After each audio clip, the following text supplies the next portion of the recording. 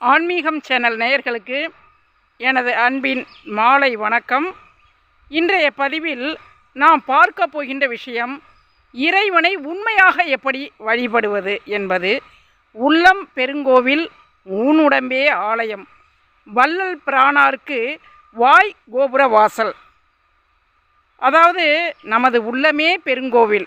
இப்போ நம்ம மனதில் பக்தி உணர்வு இல்லாமல், எந்த விதமான தெளிவான சிந்தனையும் இல்லாமல், ஆன்மீக ஞானமும் இல்லாமல், உண்மையும் இல்லாமல், கோவிலில் 50 பேருக்கு நடுவில் 10 பேருக்கு நடுவில் நாம் போய் நின்றால் நமக்கு நிச்சயமாக அருட்கடாட்சம் நிச்சயமாக கிடைக்காது என்பதுதான் உண்மை.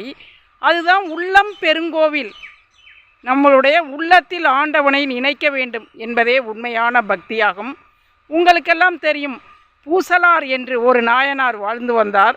அவர் தன்னுடைய மனதில் ஆண்டவனுக்கு அருமையான கோவிலை கட்டி குடமுழுக்குக்கான தேதியையும் குறிப்பிட்டார். இறைவன் அந்த குறித்த தேதியில் கட்டி கொண்டிருந்த குடமுழுக்கு விழாவுக்கு அந்த சிவாலயத்திற்குள் வராமல், நான் பூசலார் என்ற நாயனார் ஒருவர் எனக்காக கோவில் கட்டி கொண்டிருக்கின்றார், அங்கே செல்கிறேன் என்று கூறினார். ஆக நாம் மனது தெள்ள தெளிவாக இருந்து ஆண்டவனை நாம் வழிபாடு செய்யும் பொழுது மட்டுமே தான் நமக்கு ஆண்டவனிடமிருந்து அருளும் ஆசியும் நல்லதும் நடக்கும் என்பதை அறிந்து கொண்டு, மனதில் உண்மையான பக்தியோடு இறைவனை நோக்கி முன்னேறுவோம் என்று அன்போடு கேட்டுக்கொள்கிறேன். இதை பார்க்குறவங்க லைக்கு ஷேர் கொடுக்கணும். நன்றி.